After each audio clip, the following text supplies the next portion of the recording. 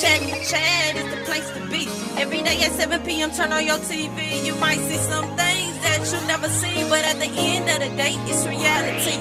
We talk about things that's good and bad, but it always stay good when you're chatting with Chad. We got spirit, got soul, got uplifting things, but you'll always be happy with the joy he brings. He's one of those guys, he's one of a kind. Any problems that you have, just keep them in mind. Before you know, he'll be there right by your side. It's almost like he's a spirit sent from the sky.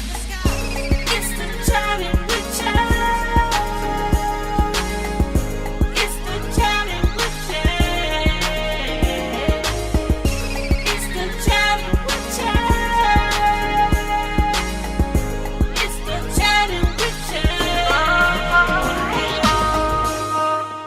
The Chad with Chad Show. Hi, I'm Chad. Let's come visit my friend Chris at Platinum Cuts. Okay, so we're here at Platinum Cuts, Chris Walker's barbershop. We're here talking to you about your business and how you got started. Graduating from Ball High, did you ever think that you were going to be here having your own business?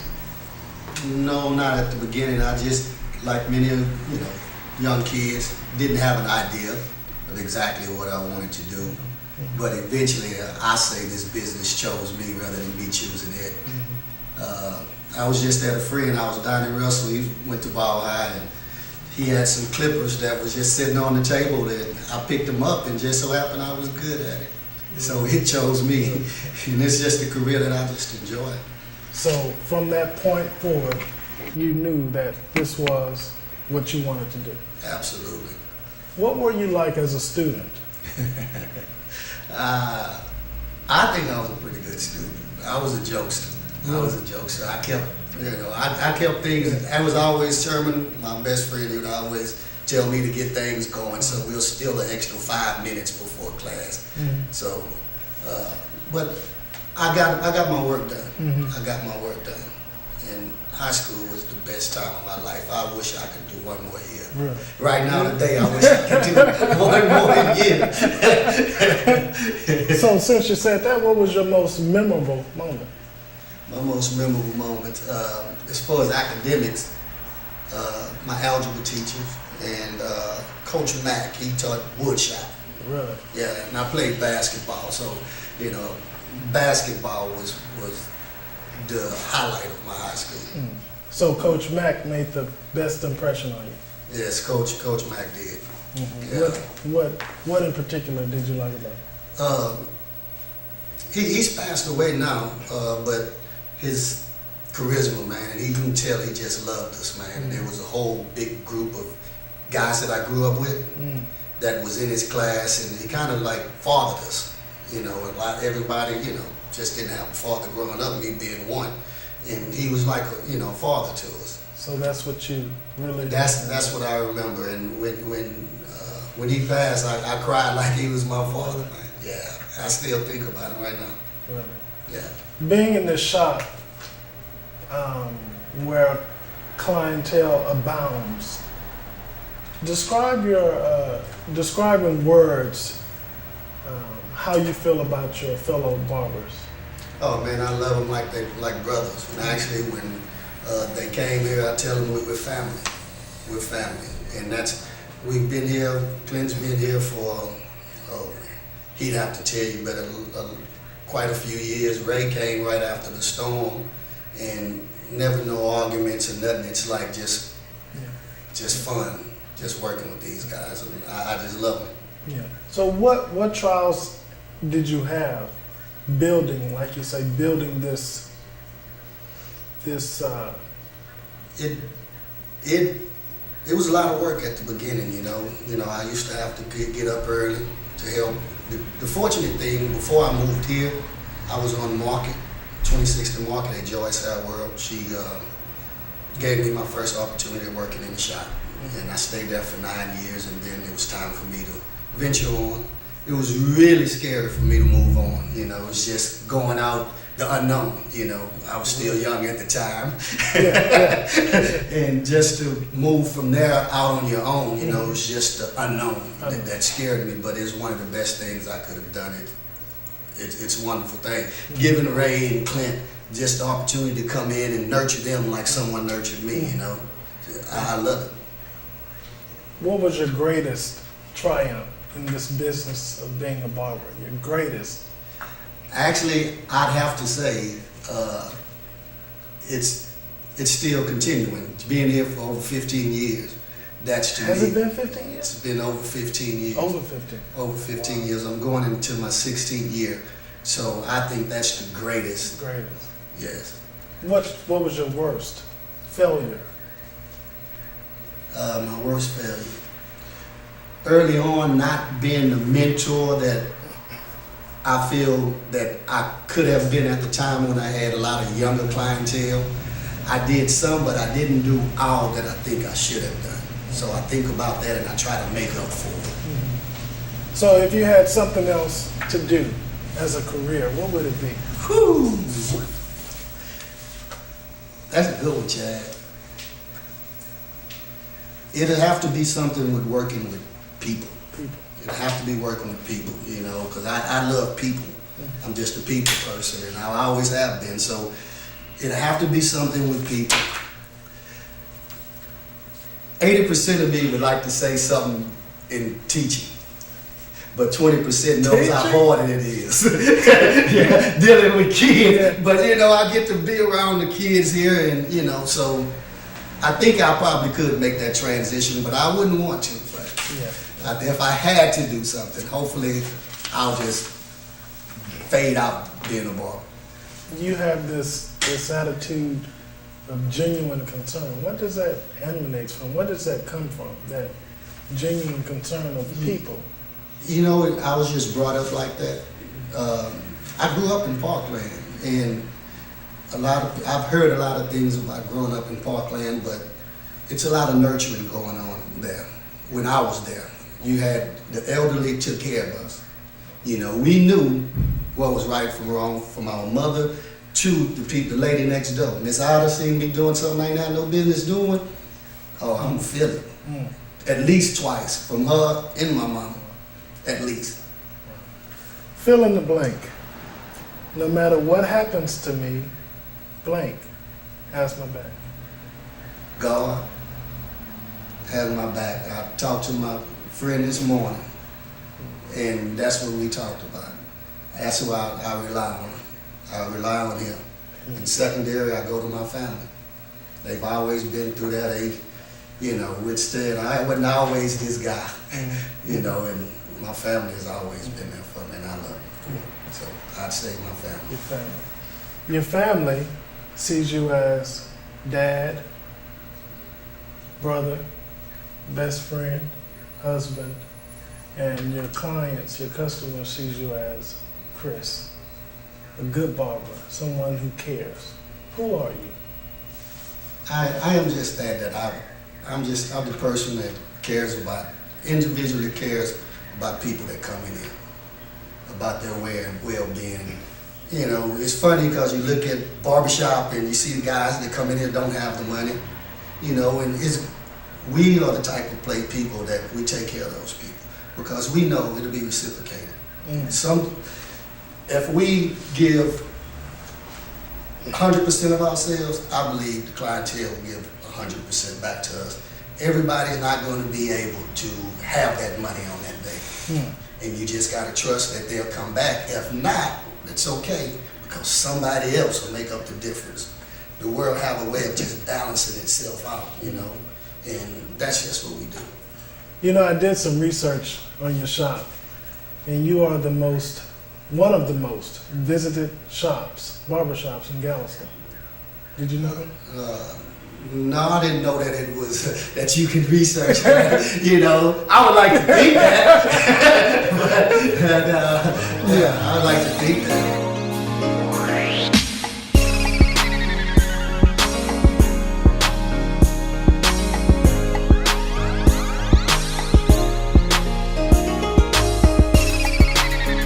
One of the most visited shops in Galveston. Why do you think that's so? Why do you think? Just basically what we put out here, you know. It don't just stop within these walls. Actually, it starts within these walls. And every time someone comes in, whatever impression we give them, they take out. And it just spreads, you know, just like a virus or something. So we like to give the good energy out, and then when they take it outside, they tell somebody else, and hopefully it'll create more clientele for us. If you had a piece of advice to give a young girl or a young man, what would it be? Respect yourself. Insist that others do the same. You know, I have boys and girls. I have a boy and I have girls. My first thing is respect. You know, you're gonna respect me, then I'll respect you. When you walk out the doors, be in my house, you demand respect. And I always tell them, the person you are is who you are when I'm not looking. That's who you are. When I'm looking, it's easy to pretend to be somebody else, but when you walk out those doors, that's who you are. Wow. Keep that in there. I like that. I like that. Wow. So that's who you are. And that's who I am. What makes your shop so unique? Again, I keep going back to the barbers. And I think it's number one, we do quality work. When I first started off here, I called it the shop. I've upgraded to Platinum Cuts. So we give the best haircuts around. If you had the power to change anything in the world, what would it be? Hatred. What about hatred would you change? I would change just the way that people just would look at a person and hate them. I have no reason just to look at a person and hate them, just from the way that they look. And I'm offended when I see somebody like that. It saddens me and then it angers me that someone can just look at someone and say they don't like them. My thing is, when I first see somebody, I like them. They have to change that. When I first see them, You like it. I like them. So there's no prejudiceness No, with you. no. And it's funny, when I first started out, I had Asian couple. I had every type of customer that you could imagine. And that's what makes us us. Just having a variety of people come through here, you know. I don't believe any one business can fully prosper off of one type of person coming in. I agree. And that was in my research, that too was in there. All different types of people came through here. And from experience, this is what I know. From experience, the shop is more than just a barber shop. People come here to vent. They come here to talk about politics. They come here to talk about God. They come here to talk about relationships, love, religion.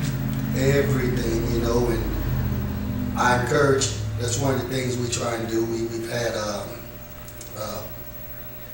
done research, no, not research, but we work with Dave Mitchell when he done prostate awareness, telling people about prostates. We've done different things with campaigning, you know. And I know everybody not going to vote like I vote, but I think it's important for them to vote and to respect other people's vote, no matter what it is. So we encourage, no matter who comes in here, what political party, but just to vote, because it's important, you know.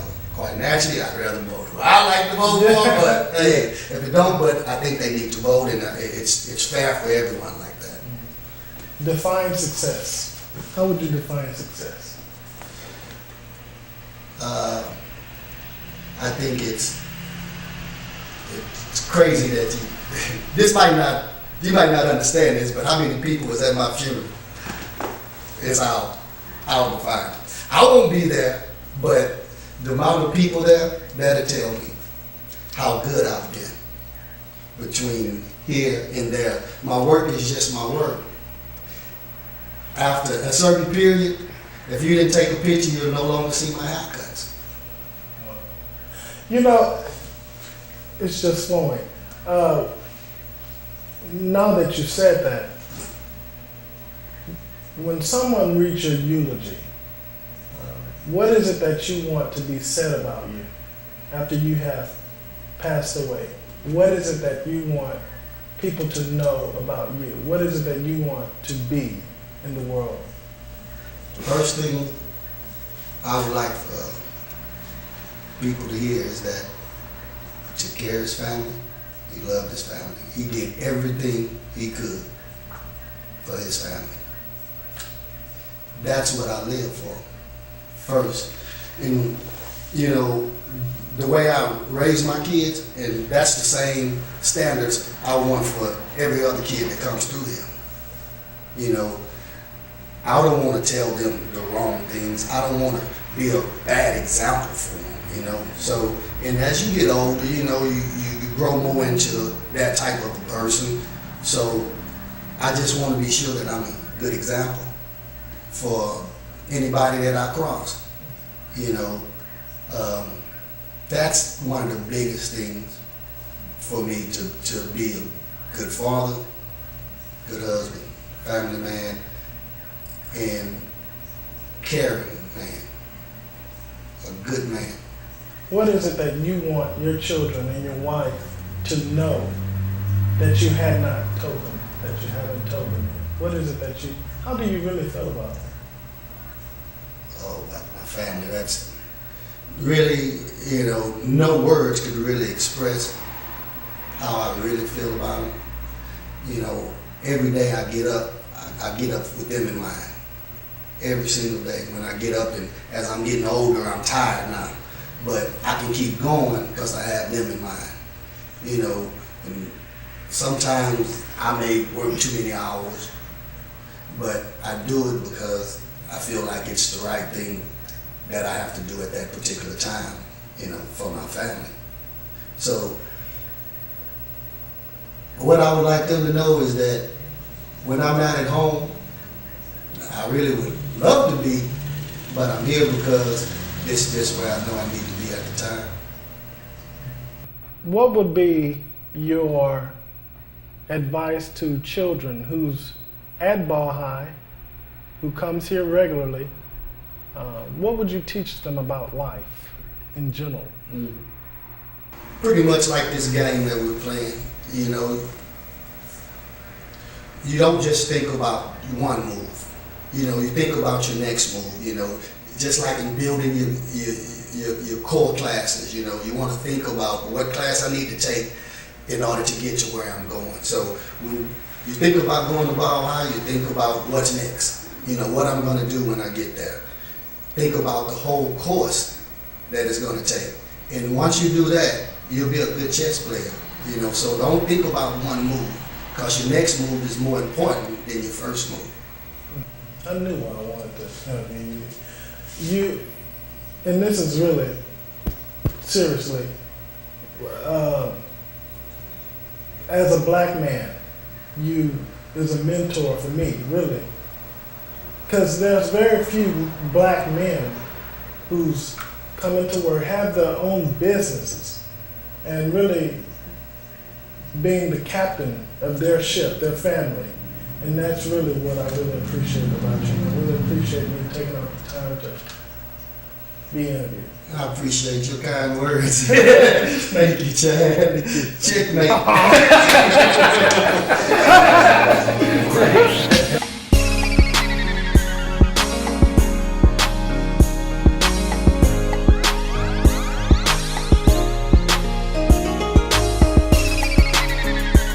Okay, so we're here at Chris Walker's Barbershop, Platinum Cuts.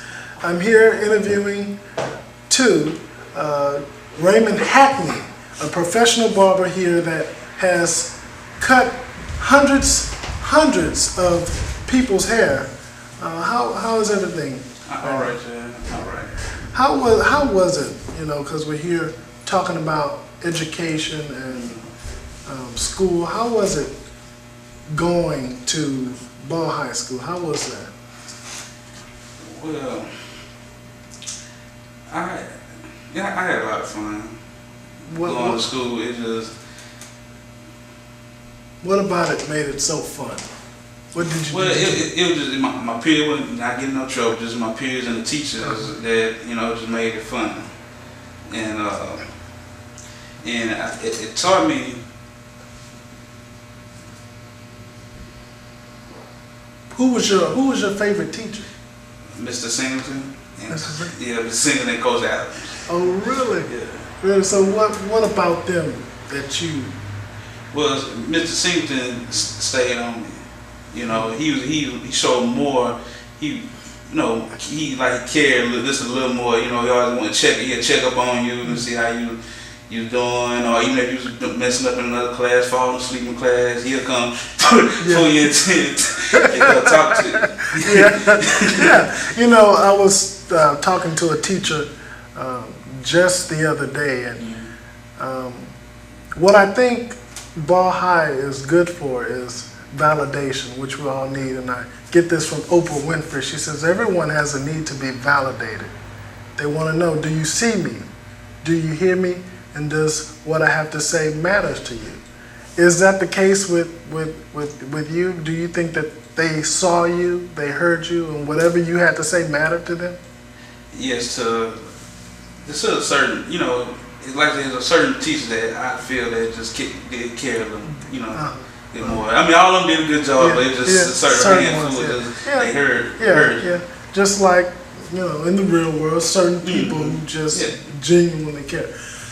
Being in this shop, in this notorious shop in Galveston, what is the experience like every day? When I first got here, it was more of the shop that I came from. Here was more of a up tempo, kind of more laid back and an older crowd. But with the shop I used to work, where I came from. Here was a young mixed crowd, more different cultures, and it was it's something different every day, and just like going on, and when I first got here, I was really quiet because I just sit back and observe, what was trying to go on, what's going on, but it's good, really good. So, being a barber, being that we live in a world so corrupt and full of injustice and so many things happening all of a sudden, what scares you the most about being a barber?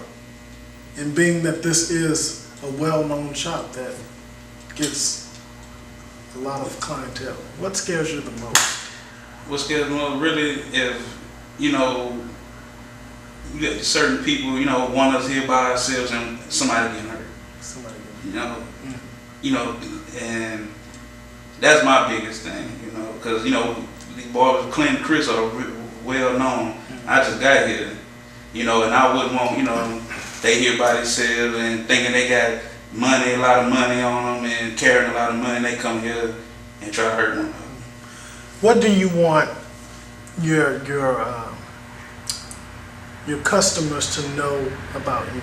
What is the main thing you want them to know about you? Of course, that if I see you trying and say, you need help, advice, or you short, and I know you trying, I'll help. Don't be scared to ask. I'll help. And best that I can. Free haircut, pay me back later, or just you need something that's in my power. I'll help if I know or see you trying. Again, I am Geminate. This shop is one of the most visited shops in Galveston. What is it?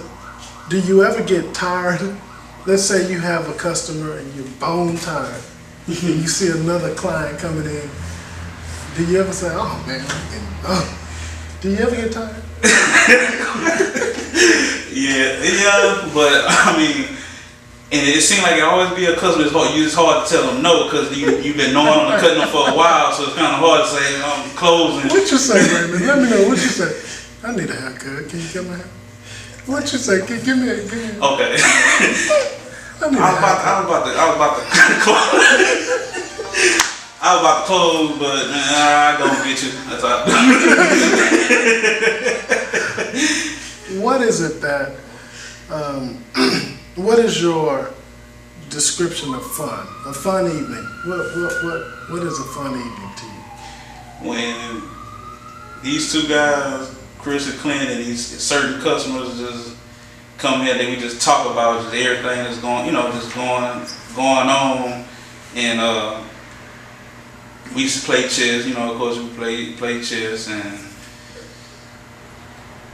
it just really has been around them. Really, yeah. What is it that you want to let them know that you have not ever told them about them? What is it that you want them to know? That I look up to them like brothers, because I don't have no older brother. I look at them like older brothers. I learned a lot from both of them. How so? In what ways? Well, like I have a 2-year-old daughter, and I watched Chris, when he, the things that he do with his kids and how they've been successful in school, and I just want the same thing for my daughter. And I asked him about certain things. I talk to him about just, personal things. I talk to him that I won't talk to nobody else. And with Clint, he'll be the front big brother, to laugh and just joke and play, But, of course, I talk to the serious thing when I'm having, kind of problems. There are several children at Ball High visit this place, visit the shop. What is it that you do? What is it that you implement and do to give them advice, to teach them? What do you do to encourage them out in the community? Well, I always, a lot of kids that come here, what I always try to tell them is that, just do what's right. You know the difference between right and wrong. So, you might have people that's gonna stand in your way and try to, Yeah. You just gotta keep forward. I know it's hard, but you gotta like your peers, your peer pressure, and just go to school. And just go to school and do your best. What else? What else is it that you do? What have you done in the past with children? What is it that you have done in the past with children at Ball High? At Ball High, I remember before the storm, we had even here, we did it here a few times, but did like customer appreciation, and what I did when the storm came, and for the kids, and they were, found it was, say home was doing, we're doing this good. I was cutting, half for free. I was at a friend of mine, I was in the month, and people was calling me, and I just did that as one of my ways of trying to give back. That's all I could do at the time. You seem as though your life is a lot of fun, being that you work here, interacting with the community. Do you feel that your life have purpose? Oh yeah, of course, and it's funny because it took me. It's like it took me up to now to kind of saying that. I kind of realized it's a lot of people that look up to me that I didn't think, because I'm pretty still I'm still young, and I'm just realizing now that there's a lot of people, that come to, hey Ray, and so ask me questions about how you go about going to barber school and what can you do? Can you show me this? It's different things. What makes Galveston and Galveston's school district, Ball High, so special from all other school districts? Of course, well, it just grew up, but I don't know, it's just different. It's kind of hard to say. It's just, I guess it's something that grew up there, and it's home. That's home. Yeah. If you had anything in the world to change, what would it be? The song, Hurricane Coming. Why? Because it took a lot from us. It took a lot. And a lot of people that that moved and can't come back, Galveston, and that want to come back, but for certain reasons they can't, but it's different. Like even the population that, attended about high, a lot of students had to move, and couldn't just come back or nowhere to stay, and that be my. I think it's interesting that you said that, because do you know that tomorrow is the anniversary of Hurricane? I knew it was coming up. Who do you love? My family, but it's hard. I just can't say it. I got family and close friends that I say I love, and I can't really just. It's just kind of question to ask, I got close friends that I can only say that it's just like it's family to me. Just I got a best friend. And one day I went to go, I was stuck on the side of the road, and I was saying to Houston some years back. He came way from where he was out of his sleep and come get me. That's a friend. Yeah, in the middle of the night. So, wow. That's just like one of the things, and then you a person that he'll give you his last, see. Define success. What is your definition of a successful person? I could say my definition of a successful person is Chris Walker. How so? It just when I came here, the first one I came here, and we had a campaign, and I never seen any business barbershop that I worked. I never seen nothing like that, and it just wowed me. And the people that showed up and supported for the support, and then when the mayor of Galveston came, Joe. The mayor. Yes, when he came, that's pretty big. That was my first time in my life ever been that close to a mayor. The Galveston, and that just kind of wowed me, And over the years of being here, I was just looking at Chris the way how he take care of his business for shop, like you said, captain of the ship, being a captain of the ship. Yeah. And just kind of, it's just inspiring. Yeah. And I think it's all because of his roots. Yes. And your roots, and Ball High and Galveston's school district that molded him to this. Because at a certain age, you already have your personality on. So I think he knew what he wanted from the get-go, and he's bestowing that on his fellow barbers and the people in the community. That's a beautiful thing. I think that this shop serves as a platform for people to really know who they are, what they can do, and where they're going. And I really do appreciate you coming in and having this interview and sitting with me and the whole 9 yards. Now it's time for me to get my hair cut by Chris Walker. You better wipe your tears, give God all your things. See, life is not easy, but times get hard. Keep your head up, stay strong, and have faith in God. He's straight out of G-Top, on the race where it goes now. He came from the bottom, but look where he at now. Long as you believe, then you will achieve. Don't ever let nobody come between you and your dreams. It's the challenge with child. It's the challenge with child. It's the challenge with child. It's the challenge with child. The Chad with Chad Show.